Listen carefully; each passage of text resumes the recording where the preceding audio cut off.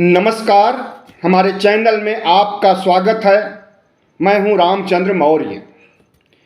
साथियों, होली का रंग, होली का पर्व और होली का खुमार उतर चुका होगा देश से, लेकिन बहुत ऐसे इलाके हैं, बहुत ऐसे प्रांत हैं जहां पर कि होली एक दिन नहीं 2 और 3 दिन तक मनाई जाती है। खास करके पूर्वी उत्तर प्रदेश में, उत्तर प्रदेश के कानपुर, लखनऊ, इलाहाबाद, वाराणसी आदि शहरों में 3 या 4 दिन तक होली मनाई जाती है। तो होली का खुमार वहाँ भी उतर जाएगा, लेकिन सियासी होली का खुमार अभी लगभग 2 महीने तक नहीं उतरने वाला है।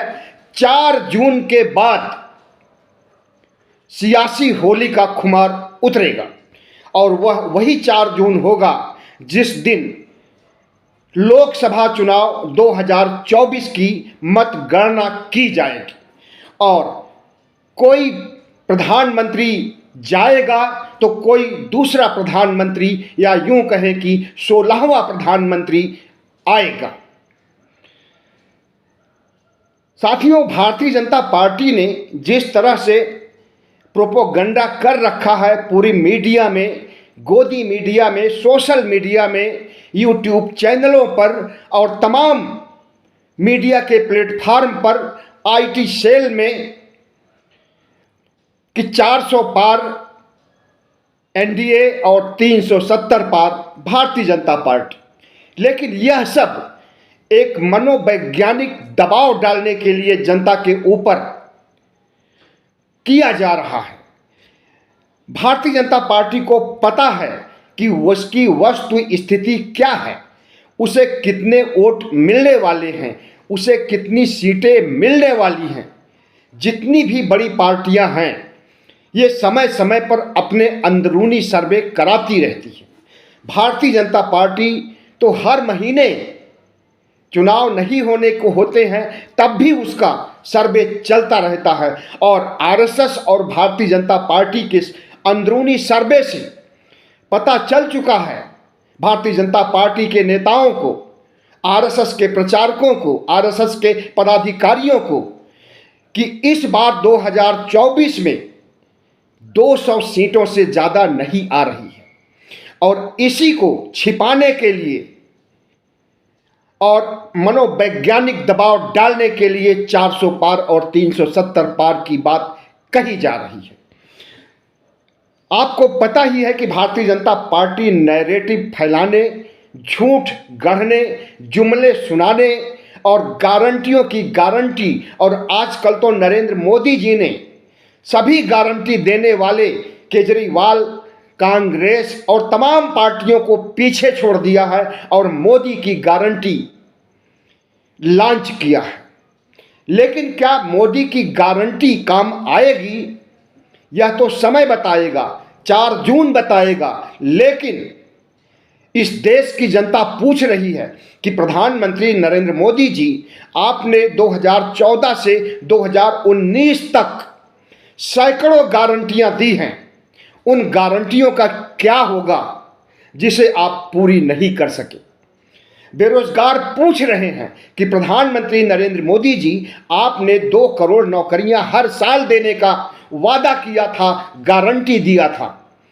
10 साल में 20 करोड़ नौकरियां होनी चाहिए थी, लेकिन आपने 20 लाख नौकरियां भी नहीं दी। 30 लाख से नौकरियां ज़्यादा खाली हैं केंद्र सरकार के अंदर और तमाम डबल इंजन और सिंगल इंजन के सरकारों के अंदर, उन्हें नहीं भरा जा रहा है। जो रिक्तियां खाली हैं उन्हें नहीं भरा जा रहा है और नई रिक्तियों को क्रिएट करना तो दूर की कौड़ी है।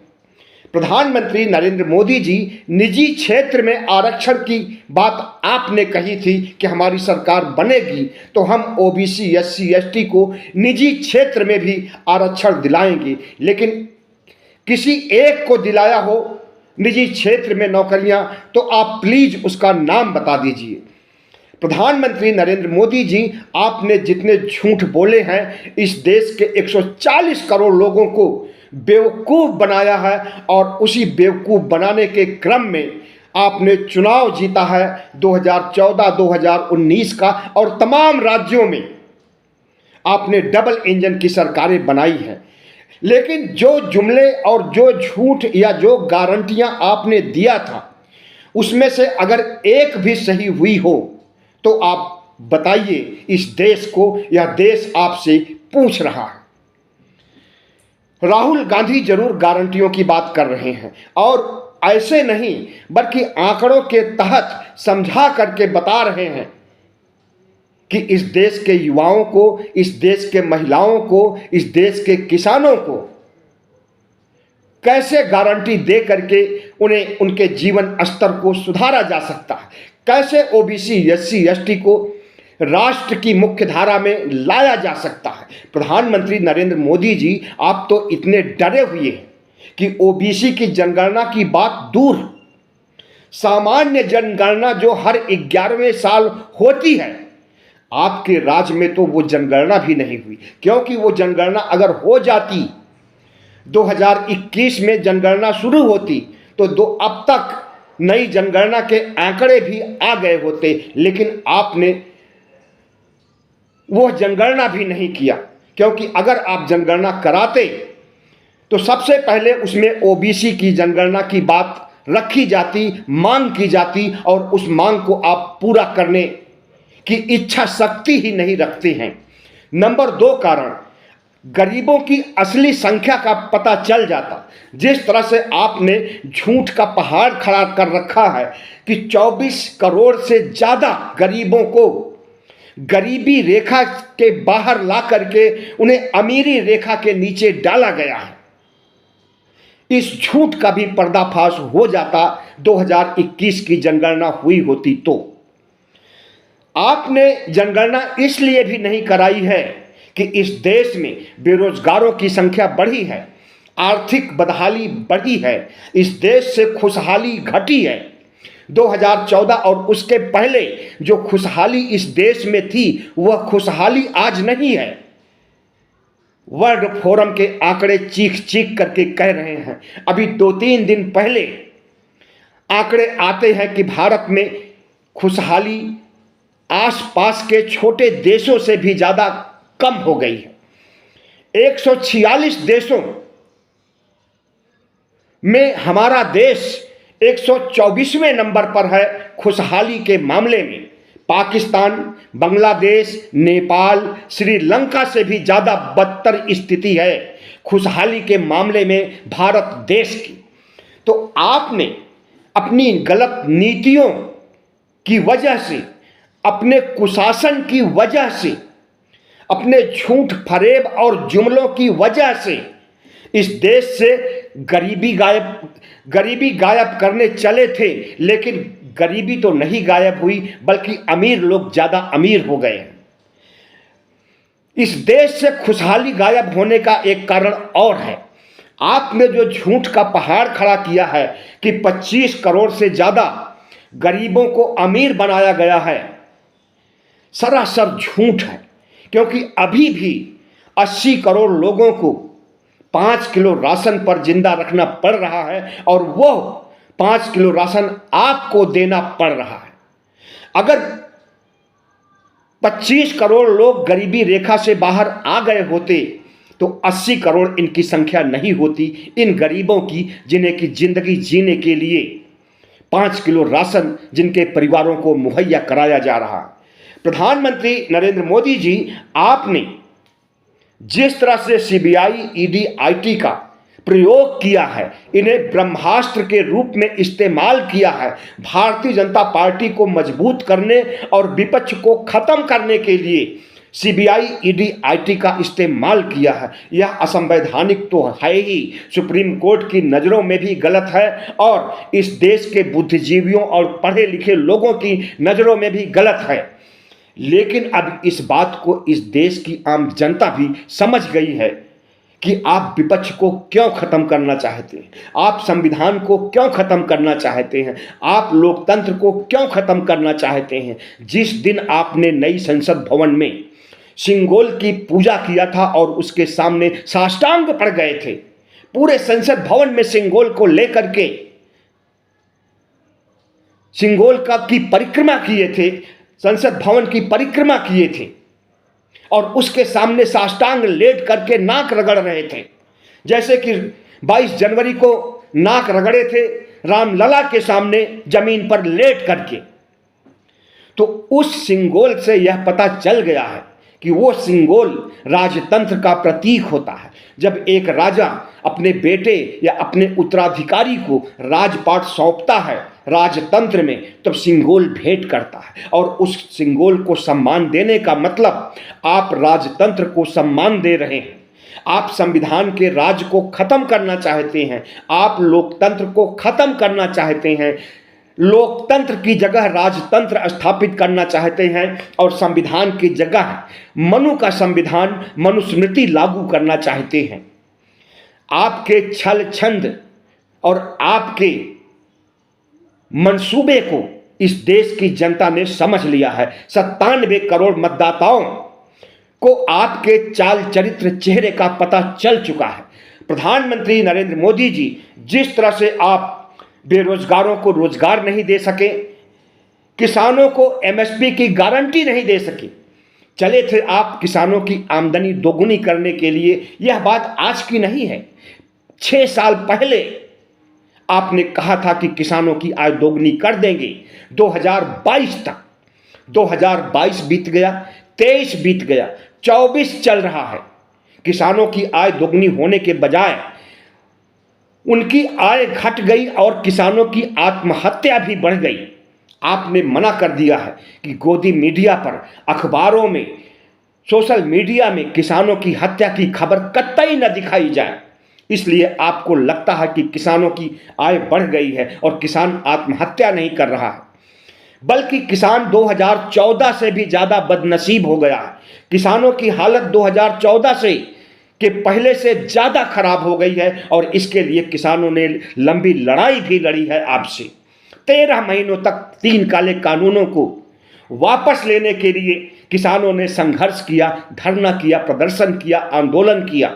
तब जाकर के आप प्रकट हुए टीवी पर और आपने कहा कि हमारी तपस्या में कोई कमी रह गई, हम किसानों को अपनी बात नहीं समझा सके और आपने 3 काले कानूनों को तो वापस ले लिया, लेकिन एमएसपी की गारंटी और दूसरी मांगों पर आश्वासन देने के बावजूद कोई कार्रवाई नहीं किया। और एमएसपी की गारंटी का धोखा जब किसानों को लगा तो 2 साल बाद वह फिर से आंदोलनरत हो गए हैं और अभी हाल तक दिल्ली के बॉर्डर पर, पंजाब के बॉर्डर पर, राजस्थान के बॉर्डर पर, हरियाणा के बॉर्डर पर जिस तरह से किसानों ने आंदोलन किया और उन किसानों को आंदोलन को दबाने के लिए आपने जिस तरह से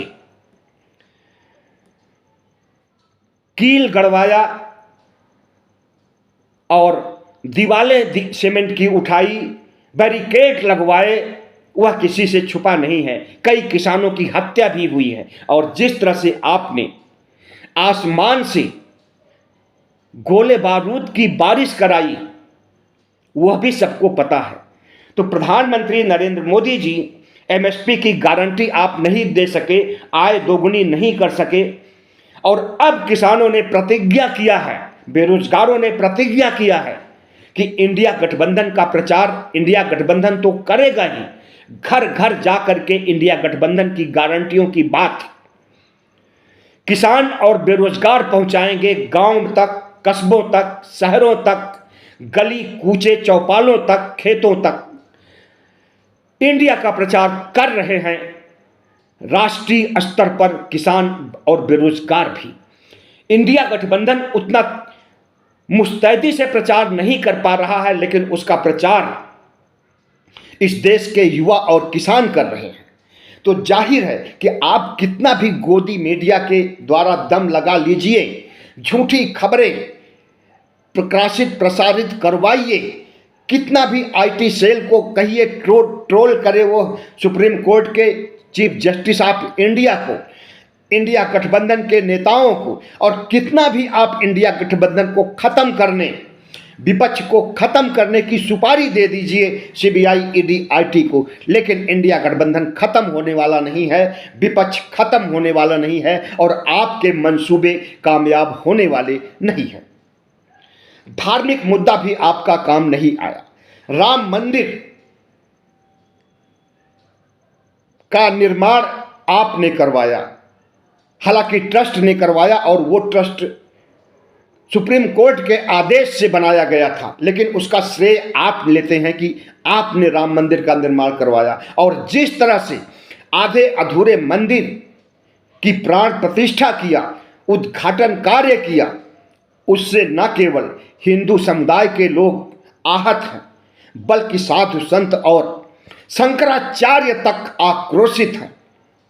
और उन शंकराचार्यों ने कहा था कि जब राम मंदिर में प्राण प्रतिष्ठा होगी, आधे अधूरे मंदिर की मूर्तियों की प्राण प्रतिष्ठा होगी, तो कोई अनिष्ट होने वाला है। और आपको याद दिला दें कि 22 जनवरी की रात 11:39 पर 7 डिग्री का सेल्सियस का भूकंप आया था। तो आपका राम मंदिर का मुद्दा भी काम नहीं आया और राम भी आपकी चुनावी नैया पार कराने में समर्थवान नहीं हो सके हैं, न हो सकेंगे। आपको उसी समय पता चल गया था कि राम भक्ति से बेड़ा पार नहीं होने वाला है, इसलिए आपने कर्पूरी ठाकुर को भारत रत्न दिया ओबीसी का वोट बैंक साधने के लिए। लेकिन उससे भी आपको राहत नहीं मिलने वाली है और उसके बाद आपने 4-5 शख्सियत को भारत रत्न देने का काम किया। मतलब कि भारत रत्न को आपने चुनाव जीतने का हथियार बना लिया। भारत रत्न एक ऐसा सम्मान है, उसे भी आपने कलंकित किया है। प्रधानमंत्री नरेंद्र मोदी जी, आप 400 पार और 370 पार की बात कह रहे हैं, लेकिन आप ये बताइए कि दक्षिण भारत से आपको कितनी सीटें आ रही हैं? कुल 130 सीटें हैं दक्षिण भारत में। उस 130 में आपको 30 सीटें भी नहीं आ रही। कैसे? तमिलनाडु में आपका जनाधार बिल्कुल नहीं है। AIADMK से आपका समझौता पहले हुआ था, आपके गठबंधन में था, लेकिन आपके लोगों ने ऐसा ट्रोल किया सनातन के मामले में कि AIADMK भी आपसे छिटक करके चला गया और आपको गालियां दे रहा है, आपको फप्तियां सुना रहा है।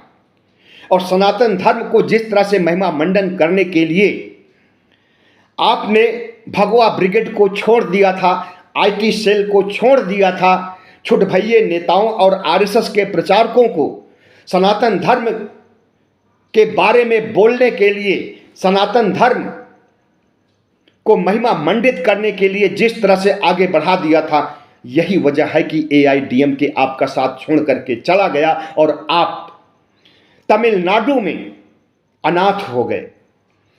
तमिलनाडु में आपको एक भी सीट नहीं आने वाली है, केरल में आपको एक भी सीट नहीं आने वाली है और तेलंगाना में आपको 1 या 2 सीट से ज़्यादा नहीं मिलेगी। ज़्यादातर सीटें कांग्रेस जीतेगी और उससे बची कुची सीटें BRS जीतेगा। आंध्र प्रदेश में भी आपका जनाधार नहीं है। 2019 के चुनाव में भी आपको 0 सीट मिली थी आंध्र प्रदेश से। सिर्फ कर्नाटक में आपको कुछ सीटें मिल सकती हैं। 28 में से 25 सीटों पर कब्जा किया था आपने कर्नाटक में, लेकिन अब कर्नाटक में कांग्रेस की सरकार है और कर्नाटक में वहां का उप मुख्यमंत्री DK शिवकुमार बैठा हुआ है, जो कि आपको हराने के लिए, आपको नाकों चने चबाने के लिए काम कर रहा है। इस बार आपको कर्नाटक से 10 सीटें भी नहीं आने वाली हैं। तो दक्षिण भारत से आपको कुल मिलाकर के तेलंगाना, कर्नाटक मिला करके और 1-8 सीट कहीं से और मिल जाए आपकी किस्मत से, तो 15 सीटों से ज़्यादा नहीं मिलने वाला है। कुल 130 सीटें हैं। आप समझ लीजिए कि 115 सीटों की कमी अकेले दक्षिण भारत से हो रही है।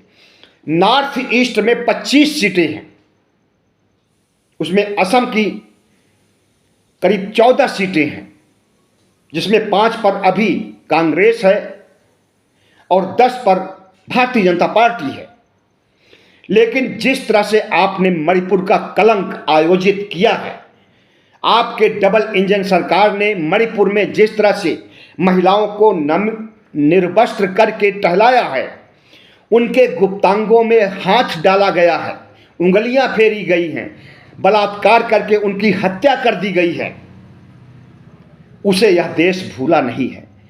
नॉर्थ ईस्ट भी नहीं भूला है और देश भी नहीं भूला है। और आप अभी तक मणिपुर का दौरा नहीं कर सके हैं, मणिपुर के लोगों के आंसू नहीं पहुंच सके हैं। तो आपसे दोनों समुदाय, वहां का कुकी और मैतेई, दोनों समुदाय आप खफा हैं, आप वहां जा नहीं सकते हैं। अगर आप जाएंगे तो दौड़ा लेंगे वो लोग आपको।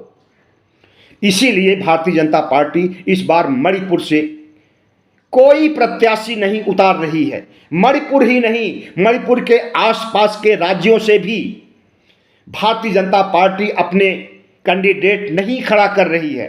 खड़ा करेगी तो खदेड़ खदेड़ करके मारेंगे वहां के स्थानीय लोग। तो नॉर्थ ईस्ट की 25 सीटों में आप बताइए कितनी सीटें जीत रहे हैं? हमें तो लगता है कि 10 सीटें से ज़्यादा यहां पर भी नहीं मिलेगा। असम में कुछ सीटें मिल सकती हैं, अधिकांश सीटों पर कांग्रेस का कब्जा होगा, क्योंकि राहुल गांधी की न्याय यात्रा के दौरान असम में जितनी भीड़ इकट्ठा हुई थी, उसका यही संदेश जा रहा है कि वह भीड़ वोट में तब्दील होने जा रही है और वोट सीटों में तब्दील होने जा रहा है। तो प्रधानमंत्री नरेंद्र मोदी जी, आप किस बिसात पर 400 पार और 370 पार की बात कर रहे हो?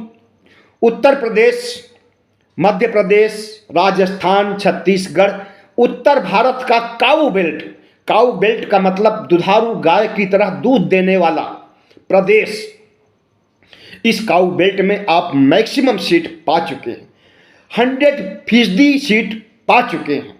दिल्ली में आपको 7 की 7 सीटें मिली हैं, हरियाणा में आपको 10 की 10 मिली हैं, राजस्थान में आपको 25 की 25 मिली हैं और मध्य प्रदेश में भी 1-2 सीट छोड़ करके सारी सीटें मिली हैं। छत्तीसगढ़ में भी 1 सीट छोड़ करके सारी सीटें मिली हैं।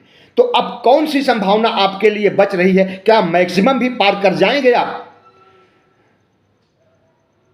दिल्ली में 7 सीटें हैं तो क्या आप यहां 10 सीटें जीतेंगे? लेकिन दिल्ली के जो हालात आपने कर दिया है, जिस तरह से अरविंद केजरीवाल को झूठे मुकदमे में फंसा करके सीबीआई की कस्टडी में दे दिया है और उनके दिन बीत रहे हैं कस्टडी में, लॉकअप में, ईडी के। 28 मार्च को होने वाला है सुप्रीम लोअर कोर्ट में उनकी पेशी, राउज एवेन्यू कोर्ट में। अब वहां पर देखिए, हमें तो लगता है कि आपको संकेत करना होगा अदालत को कि छोड़ दीजिए, नहीं तो हमें जो वोट मिलने वाला दिल्ली में थोड़ा बहुत है वह भी नहीं मिल पाएगा। तो प्रधानमंत्री नरेंद्र मोदी जी, आपने अपने पैरों पर कुल्हाड़ी मार ली है सीबीआई, ईडी, आईटी का इस्तेमाल करके, 2 मुख्यमंत्रियों को गिरफ्तार करके।